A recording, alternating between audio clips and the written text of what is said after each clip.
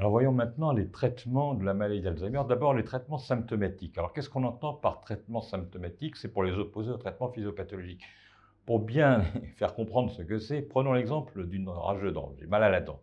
J'ai deux possibilités. Soit je traite le symptôme, je traite la douleur, je prends un antalgique, de l'iprane, c'est le traitement symptomatique. Je n'ai pas traité la cause, mais j'ai traité le symptôme, dans une certaine mesure la conséquence.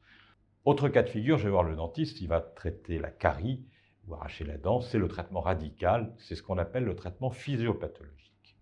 Alors voyons le traitement symptomatique dans la maladie d'Alzheimer. Ce sont des traitements qui peuvent s'intéresser aux symptômes cognitifs ou aux symptômes psychocomportementaux. D'abord les symptômes cognitifs. Il y a eu effectivement des médicaments qui ont été développés dans la maladie d'Alzheimer et qui ont amélioré les troubles cognitifs sur des études bien conduites en double aveugle. Et vous voyez ici, par exemple, en bleu, l'effet du traitement sur les symptômes cognitifs des patients pendant 6 mois, vous voyez, jusqu'à la case verte, voilà. Et puis, vous avez en bas en gris l'évolution des patients qui n'étaient pas traités. Donc, on voit que par rapport aux patients qui ne sont pas traités et qui voient leurs troubles cognitifs s'aggraver, ceux qui sont traités en bleu restent au-dessus d'ailleurs de leur performance au départ. Donc vous voyez, ils s'améliorent et ils restent un peu au-dessus. Et quand on arrête le traitement, c'est la case verte, vous voyez, quand on arrête le traitement, ce qu'on appelle le wash-out, on voit qu'ils rejoignent ceux qui n'étaient pas traités, confirmant bien que c'est un traitement symptomatique, on a traité les symptômes cognitifs. Voilà, ces médicaments ont donc fait leur preuve de leur efficacité dans des études bien conduites. C'est une efficacité modérée et en France tout au moins, le ministère de la Santé a décidé de ne pas rembourser ces médicaments, ils sont déremboursés. Les neurologues, mes collègues, le regrettent parce que ce sont des médicaments qui sont efficaces. Ils ont démontré leur efficacité, même si elle est modérée, et surtout quand on a arrêté ces traitements chez les patients parce qu'ils étaient déremboursés, on a vu qu'ils s'aggravaient. C'est dommage, mais c'est comme ça. Alors maintenant, les traitements symptomatiques psychocomportementaux, ce sont des traitements que l'on va proposer lorsque les patients sont agités, irritables ou qu'ils ont des comportements délirants. Donc il faut être très concernés par ces médicaments qui peuvent être utiles, mais il faut faire attention parce qu'il faut d'abord s'assurer que ces troubles du comportement ne relèvent pas d'une cause somatique comme on l'a vu quand on a abordé les troubles comportementaux. Et il faut aussi essayer d'accompagner les traitements médicamenteux, qui sont des traitements quand même qui peuvent être potentiellement agressifs sur des cerveaux fragilisés par la maladie, donc l'accompagner de techniques non médicamenteuses comme celles dont on a déjà parlé. Alors il y a 4 grandes catégories de médicaments qu'on peut être conduit à prescrire chez des patients qui ont des troubles psychocomportementaux. Les neuroleptiques d'abord, les antidépresseurs, les benzodiazépines et les hypnotiques. On va les voir les uns après les autres. Faut-il proscrire les neuroleptiques? Vous voyez, il y a une astuce sur le mot de prescrire ou de proscrire. Prescrire un neuroleptique à un patient ayant un trouble neurocognitif majeur, c'est le faire progresser dans sa maladie. Malheureusement, si vous voulez, ces médicaments ont des effets secondaires qui font que ces médicaments vont s'aggraver.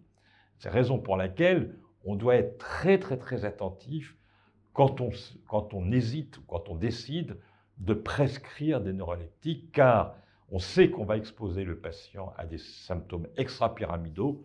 C'est le syndrome parkinsonien, on voit ces patients âgés, Alzheimer, qui ont un petit tremblement, c'est souvent parce qu'ils sont sous neuroleptiques, peuvent avoir des dyskinésies tardives, ils peuvent avoir des chutes et des fractures liées à l'hypotension orthostatique qui peut donner des malaises avec des chutes, troubles du rythme cardiaque, ils peuvent faire des accidents vasculaires cérébraux, ils peuvent même en mourir.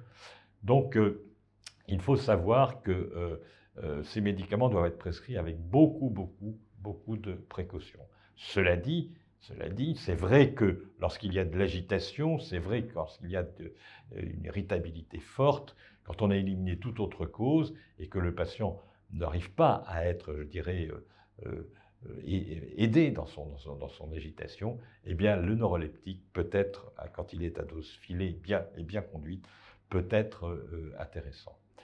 Donc, retenir que les neuroleptiques peuvent être utilisés en cas de troubles de comportement avec une pathologie psychiatrique chronique sous-jacente, c'est très important. Quand il y a un délire ancien, bien sûr, le médicament est très utile. À chaque fois qu'il y a un processus délirant, il ne faut pas hésiter à prescrire les neuroleptiques.